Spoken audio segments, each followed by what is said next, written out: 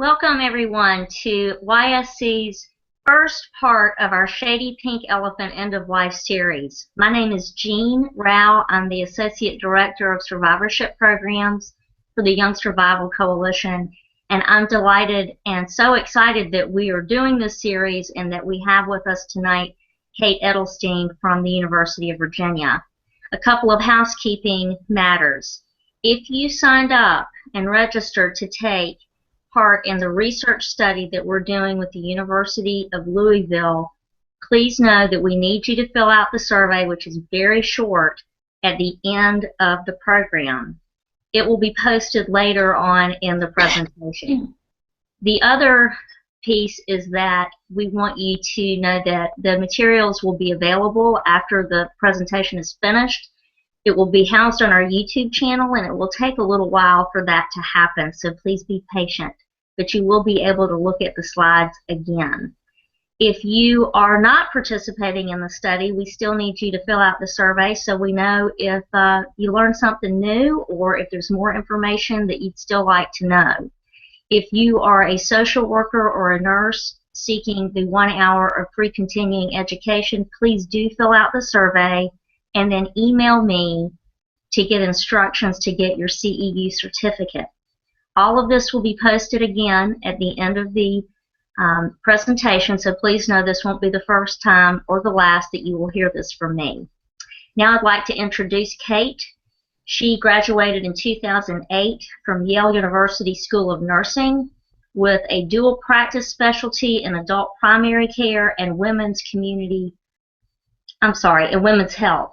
She worked as a nurse practitioner from 2008 to 2009 at the DeMock Community Health Center, where she provided routine OB and GYN care and spearheaded a confidential teen contraceptive clinic. She moved on to Tufts Medical Center from 2010 to 2012 as a nurse practitioner in a cancer center with a clinical focus on hematologic malignancies and palliative care. She is in the process of getting her PhD at UVA with a research focus on end-of-life care for young adults with advanced cancer and promoting well-being in that population. She is also pursuing a postmaster certificate in psychiatric and mental health nursing and hopes to provide counseling to seriously ill patients in addition to teaching and research. She's really passionate about this topic, and you all are in for a treat tonight. So without further ado, I'm happy to introduce our presenter, Kate Adelstein. Thank you so much. Thank you so much, Jean. I'm so excited to be here. I just wanted to say thank you to Jean and the Young Survival Coalition for inviting me. Like she said, this is one of my favorite topics to talk about, so I feel really excited to talk about palliative care and the benefits of palliative care with you guys.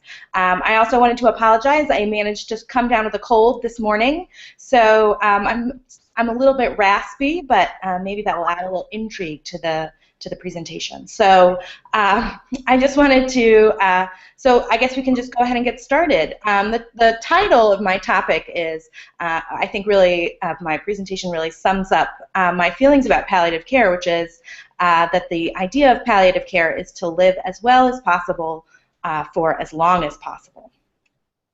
So what is palliative care? Well, the World Health Organization defines palliative care as an approach that provides quality of life, that improves quality of life for patients and their families facing problems associated with life-threatening illness through the prevention of suffering by early intervention and impeccable assessment and treatment of pain and other problems, physical, psychological, and spiritual.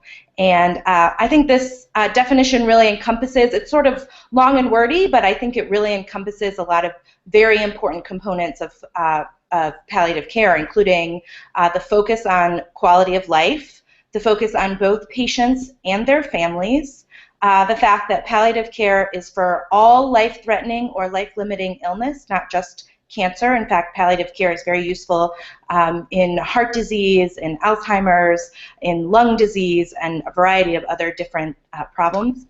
The whole idea is to, like I said, improve quality of life and prevent suffering. And it does say here early intervention. So even the World Health Organization recognizes that palliative care is something that we should be starting very early, essentially right after diagnosis. And we'll talk a little bit about what impeccable assessment means, and then the variety of things that we can do. You know, oftentimes those of us in healthcare, and I think broadly, we think of suffering as being physical pain. But in fact, suffering can be physical, existential, psychological, spiritual, and the physical suffering that people have can, of course, go beyond pain as well. So palliative care is a broad umbrella term, and it certainly encompasses a lot of important topics that we're going to talk about today. So another slide, here's my umbrella. Like I said, palliative care is an umbrella term. So just a little bit more about what is palliative care. It's basically about relieving and soothing any symptoms that may be associated with a disease or disorder, or the treatment of that disorder. So oftentimes, especially with conditions like cancer, a variety of different cancers, you know, the cancer can cause some discomfort, but it's really the treatment that causes most of the discomfort, with chemotherapy causing nausea and hair loss and pain and fatigue, and radiation can cause those things as well. And so it's really the treatment of the disease that causes a lot of the physical symptoms. So it's not just the symptoms from the disease that we're treating. Again, the focus is quality of life, and quality of life is a term that we throw around a lot in healthcare, and it basically means that you're able to do whatever it is that what you want to do, what brings meaning to your life, even as you're undergoing treatment for a life-limiting illness such as cancer. So palliative care, and palliative care also can sound really scary to people because they associate it with end of life. But in fact, palliative care can and should be provided at the same time as curative treatments. So like I said, the treatment for cancer can often cause as much suffering as the disease itself. And so while people are undergoing chemotherapy, that's the perfect time to be receiving palliative care as well, because palliative care can help people stay up and about and doing the things that they love to do and the things that bring them joy and happiness, even while they're struggling through treatment for a difficult disease. And then one of the great things that we're learning about palliative care is that especially when it's started early, just after diagnosis, palliative care can help patients recover better and faster than just the curative treatments alone. And in fact, there was a landmark study done in 2010. It was published in the New England Journal of Medicine, which is the sort of the premier medical journal in this country, sort of in the field, basically. And it looked at psychological and spiritual distress, but also survival in patients with non-small cell lung cancer when they received, so there were two groups, and one group received consultation with palliative care at the time of diagnosis and then monthly thereafter throughout their treatment. And one group received just standard treatment and did not meet with a palliative care team. And they actually found a 2-month survival gain, 2.7-month survival gain in the folks who were consulted by palliative care. So, and those people also reported higher quality of life, less emotional distress, less depression throughout the course of their treatment. And they, in fact, really did statistically significantly live longer than the other groups. So we know that palliative care is about living well, and we're learning very quickly that it is in fact about living longer as well. So a lot of people will confuse hospice care with palliative care. So I wanted to talk a little bit about what is hospice. Hospice is also something really special and close to my heart, but hospice care is a type of palliative care. So the term palliative care actually grew out of the hospice movement, which started in the 1960s in England. But hospice care is specifically for people, for patients for whom cure is no longer possible, for people who have a disease with a prognosis of less than 6 months. So hospice care really is what we call end-of-life care. So the palliative care that we provide folks who are receiving hospice is about comfort, control, and dignity at the end of their lives. And so we do a lot of similar things in terms of controlling symptoms and controlling pain and controlling things like shortness of breath and nausea. But the focus is much more about helping people transition through the end of their life, whereas with general overall palliative care, it's much more about helping people continue to live meaningful lives. So hospice care also treats the family as well as palliative care, and the focus for the family is on letting go of their loved ones, saying everything that they need to say, and then hospice will usually also include grief and bereavement services for loved ones as well after the passing of their patient. So hospice care is a wonderful service, but it's not the same as palliative care. It's only one part of palliative care. So I have this is a little bit blurry. I tried to make it sharper. But I'm not that great with PowerPoint. So I wanted to show you this Venn diagram. If you take yourself back to 8th grade math class, when they teach you about Venn diagrams, they're about these Venn diagrams sort of are a visual way of looking at things that are related to one another but are not the same. They have overlapping concepts. And so you can see here with this Venn diagram of palliative care and hospice care what things are very similar about hospice care, the focus on quality of life, emotional, physical, and spiritual support, and which things are different. So with palliative care, there's no life expectancy limit. So you can receive a diagnosis that we actually don't think, that could be life-limiting in terms of the treatment, but may in fact be very highly curable. So we expect you to be cured of this disease, and you can still be eligible and receive palliative care and benefit greatly from it. Palliative care services are generally covered under your regular medical insurance as well as Medicare, and hospice care is what we call a global benefit under Medicare. For those who aren't of Medicare eligible age, most private insurances will also cover hospice as a global benefit.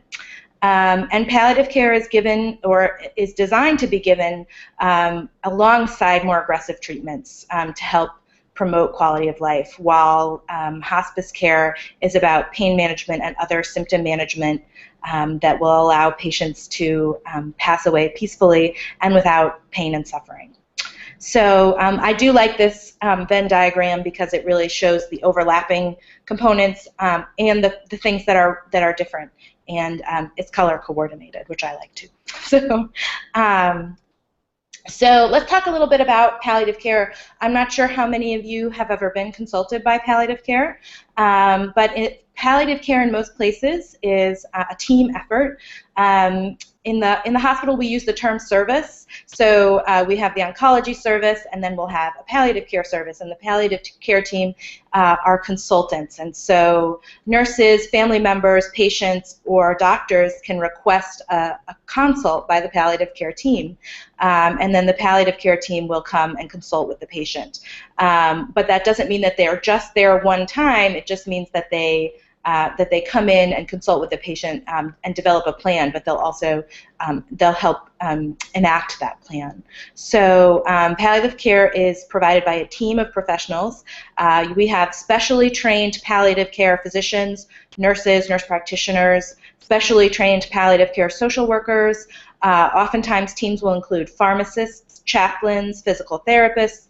I didn't put it on here, but also occupational therapists if that's what the patient needs, dietitians, and other professionals, including massage therapists, Reiki therapists, acupuncturists, and all of these teams. So you may not, you're not necessarily going to be in a clinic room or in a hospital bed and have 7 different people arriving in your room to consult with you about your plan. But all of these people work closely together, and so you may have a nurse a nurse practitioner or a physician visit you to talk to you about what your goals of care are, what your needs are, and then they will hook you up with social workers, pharmacists, dietitians, and anybody else who might be able to contribute to your plan of care. So I also wanted to emphasize that, in fact, you should consider yourself the captain of that team. Oftentimes we have a team of doctors caring for us when we're very ill, and the physician is the captain of that team because the physician is steering that ship. And that may be appropriate with his or her expertise in that area. But when the focus of the care is on quality of life and helping you live a meaningful life, your expertise and the expertise of your loved ones is actually the most important thing, because the whole goal of palliative care is to help you keep doing what you want to do, so you know what it is that you want to do. And so you should consider yourself the captain of that ship and the captain of that team, and remember that we're not placing a plan on you, we're not giving you a plan of action. In palliative care, it's about working together with patients and their families to come up with a plan of action. So the most important member of the palliative care team is you. So before you would meet with a palliative care team, it would be important to think about what is very important to you. So a lot of times the very first question that a palliative physician or nurse or social worker will ask a patient is, what makes your life meaningful? What are the things that you love to do? Or what are your biggest fears, or what are you most worried about when it comes to getting started with this treatment or being diagnosed with a very scary illness? And so these are some of the things that we hear very often. Patients are, and you guys are actually the expert on this more than me. People want to make sure that they are treated with dignity and respect.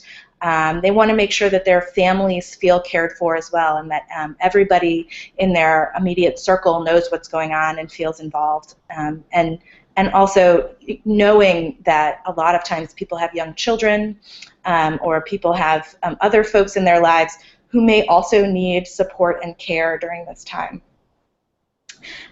People want to continue to be part of their community. They want to continue to feel like they can enjoy their lives, like there are still good things that they can look forward to. Of course, people want to make sure that they get the treatment and the care that's the best for them, depending on what kind of cancer or other disease that they're diagnosed with. They want to make sure that they, whether the goal is complete cure, whether the goal is the longest remission possible, or whether the goal is a peaceful transition to end of life. Folks really want to make sure that they're informed about the true nature of their disease and what treatment is going to be the very best for their disorder and their lives. And I think a lot of times folks get very overwhelmed by all of the medical jargon that gets thrown around, and especially with a cancer diagnosis, things can happen very, very quickly. And patients are under the gun to make some serious life-altering decisions. And so people want to make sure that they understand exactly what's going on, that they know the truth about their situation so that they can make the best decisions possible. So these are the kinds of things that the palliative care team hears a lot when they ask these questions about what's most important.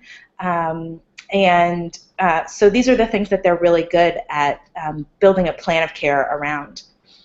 But the team can, you may not be able to think of these things while you're going through all of the diagnostic testing, and all, that's a very hectic and very scary time. So the team will help with that too. So we're not giving you pre-homework before you meet with the palliative care team. They'll come, and oftentimes what's wonderful about having them be a consult team is that they're not under the gun to spend only 15 minutes with you. They can come and really talk to you and learn about you, and they can do that over time as well. So I've listed here a number of questions that are very common that you might hear from palliative care team members. How can we help you live well? What makes you happy? These kinds of things that are sort of broad and existential. What is it that gives your life meaning day to day? The things that you wouldn't want to lose. What kind of activities or experiences would you like to continue to do? Oftentimes people will say things like, I love going for my daily walk and I really don't want to lose that, and the palliative care team can work that out. Or I love listening to music, or I love having family dinners. And there are ways that we can make sure, or do our best to make sure that people can still have these experiences that they love while they're going through treatment. Another really important question, I think, is about fears and worries, because a lot of times our oncologists in particular are very gung-ho to get going on treatment, and treatment at all costs, and be brave and get going with that battle. And that's a whole other topic about war and battle metaphors. But oftentimes as we go into battle with these diseases, there are a lot of fears and worries. And very often there are lots of, the fears and worries are very common, and very often there are lots of things that we can do to address those things. And sometimes serious illness can be a great burden on people financially. People will stop working, and so especially our social workers are brilliant at helping out with those kinds of things, thinking about childcare, thinking about transportation to and from treatments, thinking about finding grants and helping with that kind of stuff. And we always like to bring in family and loved ones into these conversations, and what's important. What are your hopes and fears about your family and loved ones as they're also accompanying you through this process? And then this question, what keeps you going when life's challenges seem overwhelming? This is important that I've learned in my psychiatric mental health training, I think, to remember that we've all been through challenges before. We're all very resilient people, and we all have our own resources and reserves that we've used in the past, and it's important to be reminded of that in these situations. You've made it through challenges in the past. You can make it through this challenge using a lot of the same strategies that you've used in the past. We always like to know about spiritual or religious needs. Facing mortality is an existential experience, and so whether you're religious or not, there are a lot of different spiritual concerns that we can address in a variety of ways. So these are the sort of variety and expanse of questions that you may encounter from a palliative care consult team. And so how might that team help you? So there's a number of different things that the team can do. Once we have done that impeccable assessment, as the World Health Organization calls it, asking about fears and hopes and what brings meaning to your life, and what are your spiritual concerns, and what are your practical concerns, there are a variety of things that each of the team members can do. So in sort of the more traditional way, physicians and nurses and nurse practitioners can prescribe treatments to help with pain control and other uncomfortable symptoms like fatigue, nausea, shortness of breath. But medications are not the only thing that can help with these things.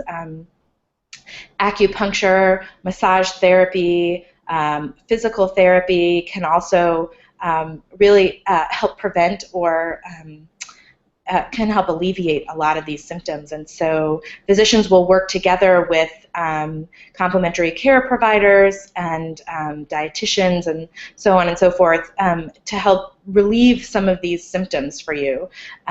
If you are experiencing a lot of nausea, or if you have something, for example, where you're not supposed to be taking in food by mouth, we'll work with dietitians to help make sure that you get the nutrition that you need, get the hydration that you need to help you feel the best that you can. So it's not just about prescribing pain pills. There's a lot that we can do to help relieve symptoms. The palliative care team can really help assist with weighing the pros and cons of various treatments. So one of the major things that palliative care teams do is talk through with patients what their goals of treatment are, and really help with key decision making. So I asked a good friend of mine who's a palliative nurse practitioner at the University of Virginia Health System, I said, if you were giving this webinar, what would be one thing that you would really stress? And he said, decision-making, helping with decision-making, treatment decision-making, and when to keep going with treatment and when to stop with treatment. Palliative care, the palliative care team is specially trained in that kind of care, and so that's another thing that they can do really well.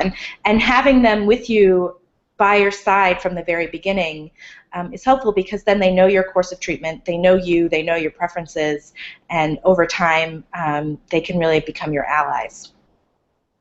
The palliative team will also help coordinate care with your doctors and help you navigate what can be sometimes a very large and overwhelming healthcare system. So oftentimes it's your palliative nurse that you're going to call when you don't know quite what's going on or where you should be going or who you should be talking to, or your palliative care social worker about questions about what's going on and who you should be talking to.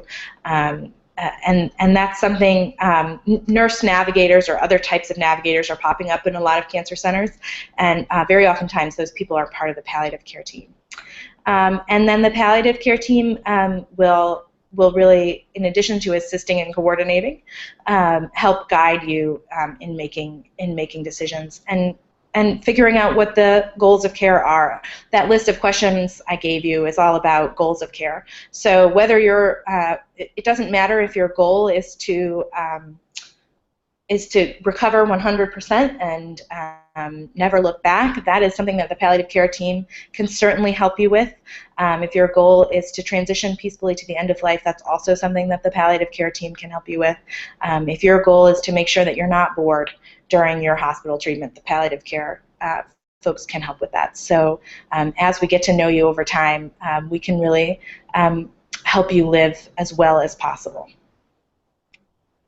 So I wanted to go through a quick case study to show you a real life sort of situation where palliative care really was able to help a young woman. This was a patient of mine. I've changed quite a few of the details because I wanted to protect her privacy, although I do have her permission to use the bones of her story. So Karen was a young woman, age 22, who was diagnosed with diffuse large B-cell lymphoma. You may know it as non-Hodgkin's lymphoma. So it's a very aggressive type of cancer of the lymphatic system. And she was facing essentially 6 months of serious treatment with heavy-duty chemotherapy and radiation to her chest area.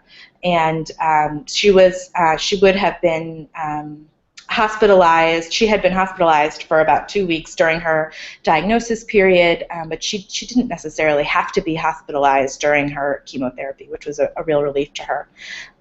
She was a senior in college, but had chosen to take a break and come home to Boston to be treated in Boston with us. Her parents were there, and they were present and supportive. She had great insurance, and so she knew she was going to be taken care of. And so you might ask, well, what was it that the palliative care team was able to do for this young woman?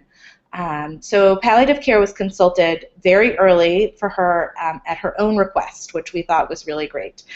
She was well educated and came in saying that she wanted to talk to the palliative care team.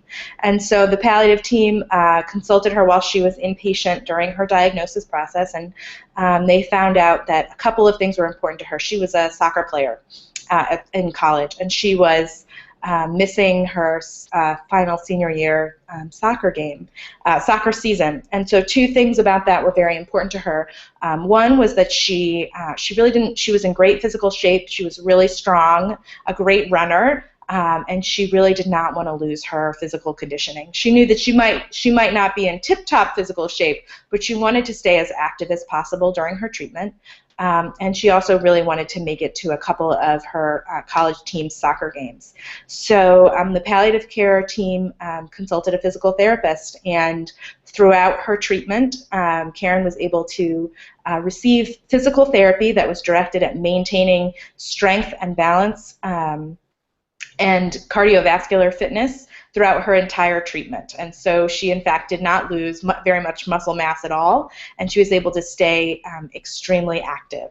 Karen also had great worry and fear about pain and nausea. And so we were able to reassure her that there was a variety of treatments that we could use, and we became, so the oncology team, so at that time I was part of the oncology team and not the palliative care team, but the palliative care team came to us and said, this patient is very, very worried about nausea and pain, so this is something that you all need to be alert to, work with us, and we'll help you come up with a good regimen for preventing these problems. Nausea specifically was a big one for her that she was worried about. And so we were able to, we knew that that was really important to her, and we were able to really stay ahead of that for her. And so she never really experienced much nausea, and she had a good plan in place for pain as well. And then the last thing was that she was very anxious about coming to our infusion center and being the youngest person there. So we were able to make sure that she had a private room, and then we were also able to bring in, on her first day, a music therapist who came and sat with her and played music with her, and sort of was able to make that day, I think, for her a little bit less scary when she came into the infusion center and was very nervous about being there. And somebody was waiting for her with a guitar, and they sang through some of her favorite songs. And I wouldn't say she had a great time. It wasn't like the best day of her life, but I think she did have a good time. We did see a lot of smiles and laughs. So those are the kinds of things that the palliative care team can do. You know, the goal is to make an individualized, tailored plan of care for each patient based on what's important to them. So Karen is disease-free. She's been disease-free for, I believe, 4 years now, and she did graduate college. I'm not exactly sure what she's doing now, but she did end up graduating college. She's doing great. So what are the important takeaway messages? Palliative care is about managing the consequences of serious illness and its treatment. So not just treating pain, it's about managing the variety of things that can happen. Palliative care is about living well, doing the things that you love to do and the things that bring joy to your life. Palliative care is concerned with the whole person and the whole experience. So we're not just treating disease, we're treating the whole person, including the family.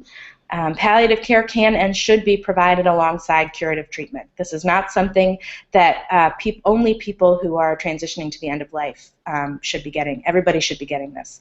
And palliative care can be individualized and tailored to be whatever it is you need it to be. If you need us to make sure that you're not losing your physical condition, that's what we'll do. So what's important to you is what's important to us.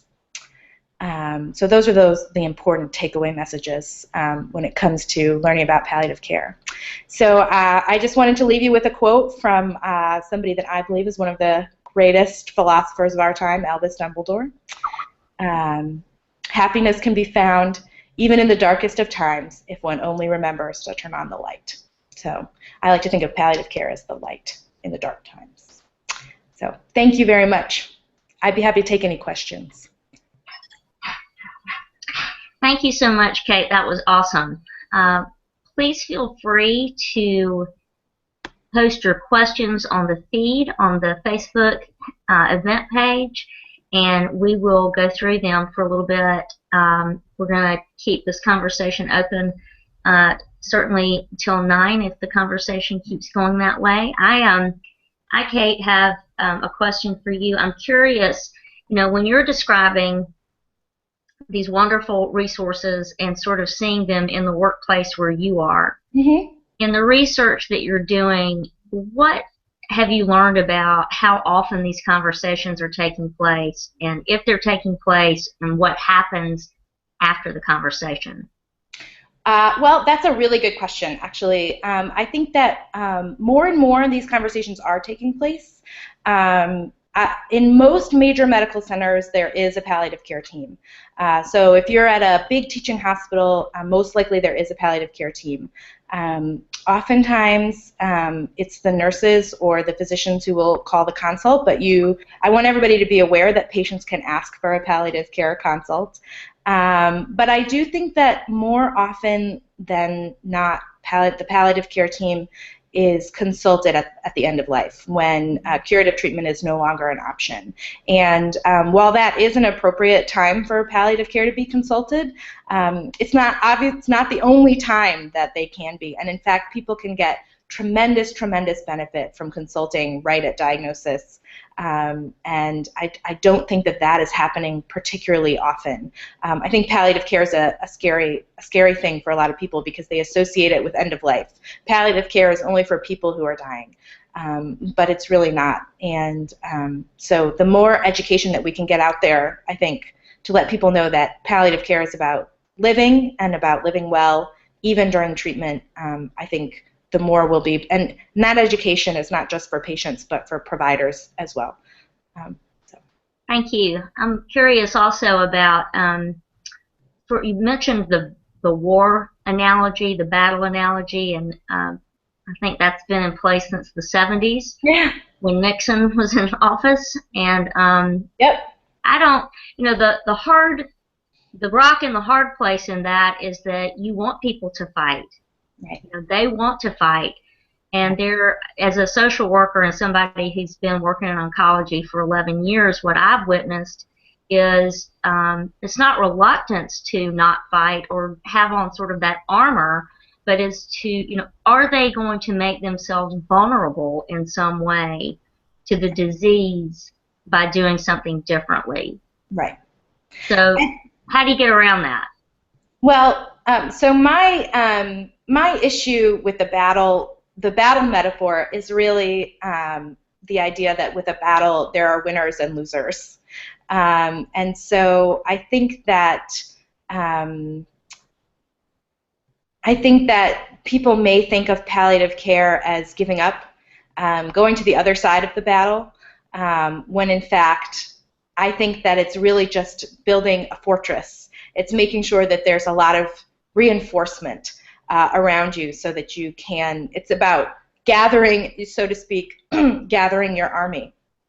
If you want to think about yourself as the captain of the team, that's fine, and you could also think of yourself as the lieutenant in battle, or whoever the captain of the battle team is. Right, the captain of the guard. Yeah. So I would say, if we're going to follow that battle metaphor, I would say that the palliative care team, along with your oncology team, can be your army to fight this battle. I want to go back to the list that on the slide that says your team can help with that too, and it's got that the various team members may ask, and you have a list of these great questions. Is this actually from some sort of assessment that is in place with those questions?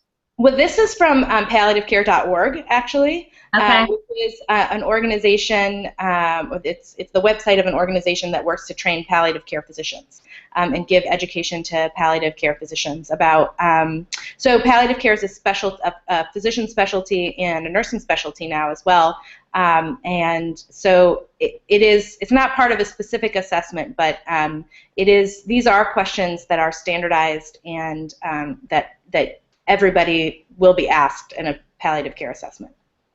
So I hear from young women who often find YSC after they've been diagnosed, after they've done some treatment, where were you? Why didn't I know about you? And so I'm thinking about how for any cancer survivor, honestly, there's so much information that an individual is given at the beginning of that entire journey, and what would just be like some very simple nuggets of wisdom to say, be able to have this in your back pocket to ask if you know someone or you are at the beginning of your journey, to be able to ask for that kind of support, the palliative support that you're describing, even if a team is not in place. Well, I think that having that list of questions, or making sure that you're going into it, it can be a really scary and overwhelming time. But keeping in the forefront of your mind that you deserve to live well during your treatment, and your concerns should be met. That there's no concern too small that your team shouldn't be able to meet to help you live well. That even if your physician is not a palliative care trained physician, their goal is still to help you live as well as possible for as long as possible. And so if you express your true feelings, if you express your fears, if you tell people what's important to you, usually, especially at cancer centers, there is a lot of information. There are people who know about things like the Young Survival Coalition and other things that are available for patients to help them. I mean, there's just, there's so many resources, and in most cancer centers there's a resource room. And just asking to see the resource room may be helpful. I have yet to see a cancer center that doesn't have support groups for people, and support groups, in-person support groups may not be perfect for everybody. It may not be the thing, but to just ask your physician what resources are available in your area, and then ask to speak to a social worker. I would say, social workers are a wealth of information and knowledge about these kinds of things. So. How do you get around, sometimes I hear survivors talk about not wanting to be seen as difficult with their team for asking these types of questions, and certainly they're going to get reassurance from me, just like you've said tonight. My line is, you're the customer. That's right. Not the other way around. But right. I think it's not an uncommon hesitation to not want to be seen as difficult and asking for what, even if they're not sure what it is that would help. Yeah, no, I agree with that. I mean, I always end every visit that I have with a patient by saying, do you have any questions? What can I do to help you? Is there anything else you need? And I think most doctors and nurses and social workers do the same thing. We want to know. It's very hard as a provider to try to guess what patients need. We know how to treat certain diseases, but we don't know what you're thinking and what you're feeling and what your real true needs are. And it's one of our biggest fears as care providers that we do or say the wrong thing. Mm-hmm. And so I think the more you speak up, the more you tell us what you need, the better care you're going to get, and the more relief we're going to feel. We're certainly not going to think of you as difficult. You'll make our jobs easier if you tell us what you need, because we have these resources. We are able to treat pain. We are able to treat nausea. We can alleviate some of your fears. We can help you do what it is that you want to do. That's our goal. And so, but it's hard when we don't know what your goals are. So if you tell us, we certainly won't think of you. I certainly would never think of that as a burden. I would think of it as being extremely helpful.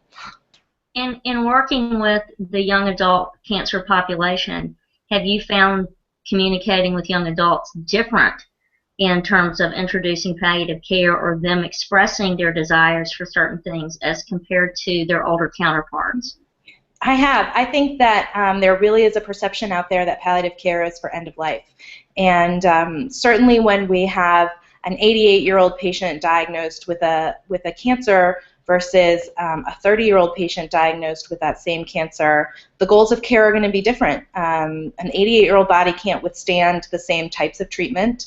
An 88-year-old person has lived a much longer life, and so the goal may be similar, to keep that patient living well as possible for as long as possible, but the time frame might be different. And so we all feel, I think, a real sense of urgency when it comes to young adults, because there are unmet life goals, unmet milestones. Oftentimes there are very young children involved. And so we do all feel like we have to sort of gear up and do as much as we possibly can to make sure that the patient lives as long as possible.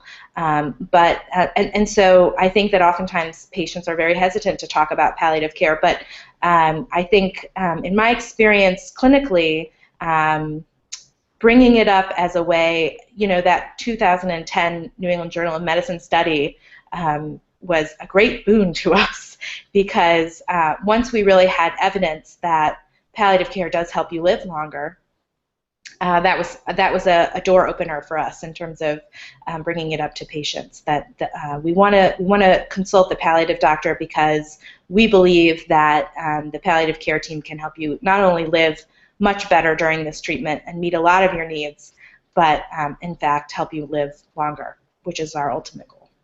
So has that become part of your conversation? using those results with individuals? It absolutely has. I think we're big in nursing on evidence-based practice, using the research to edit the way we talk about things and change our practice. And so, what we've all known in our hearts for a long time about palliative care was finally evidenced for us in the New England Journal of Medicine. And so I often start the conversation exactly that way, saying I practice very evidence-based medicine, and the research shows me that palliative care can do X, Y, and Z for you in this case. Would you be interested in talking to somebody from that team? Okay. And I'm looking back again at these great questions because I'm fascinated by the idea that part of an assessment would include what makes you happy.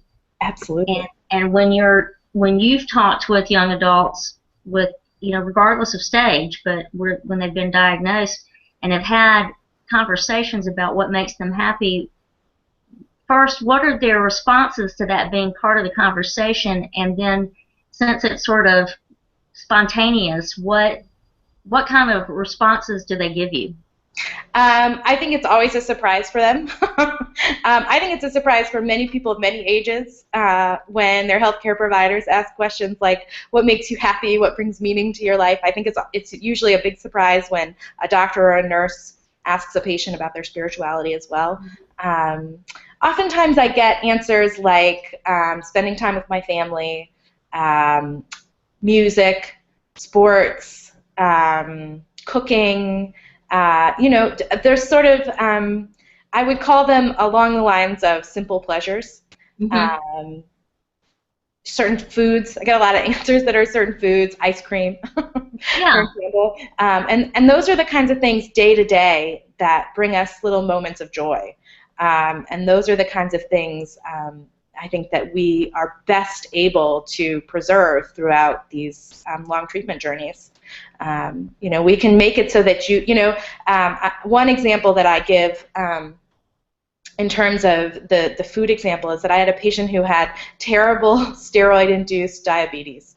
And I said, of course our goal here is to keep your blood sugar under control because, we all know that out-of-control diabetes is a terrible thing and it can do long-term damage. But I also know that he loved ice cream. And so we adjusted his daily insulin doses so that he could have that ice cream, because those are the kinds of things that are really important day to day, these little things that bring us joy day in and day out. There are these big moments in our lives, weddings and significant birthdays and graduations that punctuate our day-to-day lives with wonderful things. But it's really those little things, watching a sunset, feeling the sun on your face, petting your dog, taking a warm bubble bath, having that ice cream after dinner. Those are the things that really make us happy, bring us joy, and make our lives worth living day to day. And so those are the kinds of things that we focus on. So you have these conversations and these wonderful spontaneous responses come, and then the next time you see these young adults, do you follow up with them about whether or not they did any of those things? Oh, absolutely. Yes. So oftentimes we put plans in place, and so the idea is to make the plan with the patient so that we know that it's something that the patient can do. And so with Karen, for example, the palliative team met with, so she came in basically once a month for 6 months, but then came in between for other types of clinic visits. And so the palliative team saw her whenever she came in for her chemotherapy, but I was very much in touch with the palliative team throughout. And so when she came in for her clinic visits, I would check in on how she was doing with all of those palliative things too. And that's one of the great things about the team, is that they do coordinate with the oncology team. And so everybody knew what Karen's goals were and what her fears were, and so we all checked in. And I think the fact that she was able to get that physical therapy was important, and that we stayed on top of things like pain and nausea for her. So it's that we always consulted with the palliative team before we saw her, because we knew that she was one of their patients, and so they said, make sure you ask about, make sure you find out, make sure you're checking in. So, well, it sounds very permission-giving to me that, patients come in and are understandably laser focused on treating the cancer. Yeah. But part of the whole person is taking care of themselves and doing the things that are normal and enjoyable to them and will help them thrive. That's right. Rather than just survive, yeah. So it sounds like you're doing really important work, and I hope to see more of it happening, not just in cancer centers. I think that cancer centers I think you're correct, that most of those have palliative teams or a palliative consult at least, and not every place is like that. That's right. You know, so I'm thinking about language that young adults who are in smaller locations or even rural locations, the language that they can use to ask to be referred, even outside of where they're being treated. I think key phrases that doctors will immediately pick up on are quality of life and goals of care. I think those are two key phrases that doctors will hear and know exactly what they mean. So if you say, I'm very concerned about my quality of life during treatment, or I'd like to talk about the goals of care, the goals of treatment.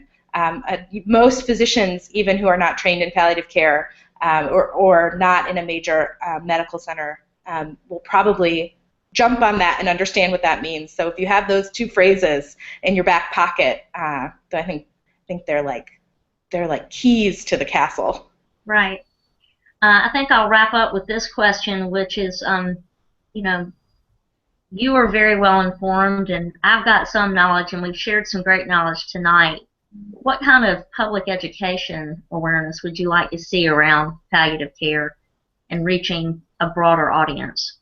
Well, what I would love to see is palliative care teams, hospice teams, oncology teams going out into the community. You know, we see there are lots of health fairs and public health, you know, where you see people doing blood pressure checks, people doing blood sugar checks, even people now doing depression screenings, people doing foot checks, those kinds of things, going to church basements and going into you know, a variety of different ways of reaching people to talk about these things. And I would love to see the hospice team and the palliative care team there as well. And I would also, I think it's really important. I know that you know, this is an oncology-specific group, but I would also love to see the palliative care team make it known that palliative care is for all life-limiting illnesses, heart disease, lung disease, kidney disease. Across the board, palliative care can really help with a variety of different things that people of all ages are suffering from, including children. So, so I would like to see community health fairs include people from the palliative care team just doing education, going to churches, going to health fairs, going into their communities and saying, hey, we're here and we really want to help you live well. And so please ask to see us when you come visit the health center. Really, and also just educating them about not being afraid of it happening, you know, regardless of the severity of those life-limiting illnesses or stage of cancer, that it's really meant to partner with treatment from the get-go. Exactly. Well said. All right. Kate, thank you so much. This has been great, and you did a wonderful job. And a few things to everyone who has participated tonight. There is a slide up right now on our Facebook event page that states that there's a post-event survey, which I mentioned earlier. If you are a young woman who was diagnosed at age 41 or younger with breast cancer and you agreed to take part in the research study, please know that you need to fill out that survey, post-event survey, to continue to be in the research study itself. If you are seeking continuing ed for this presentation, please also fill out the post-survey study and then email me. And my email's up there as well and will be after the event. Also, if you're not either of those things but you participated tonight, YSC would be most appreciative if you filled out the survey to see how we did and how you're feeling about these topics now after hearing Kate present tonight. This page, the event page on YSC's Facebook page, will be open for 1 hour after the live event has finished, so that if you want to go back and post comments or questions, we will have those after the fact, and it will probably take a little bit for us to get all the answers to you. This session was recorded tonight, and will be housed on our YouTube channel after it's been looked at and cleaned up a little bit. But we thank all of you for being with us tonight and look forward to having you with us for part 2 of the series in January. And Kate Adelstein, thank you again. Thank you.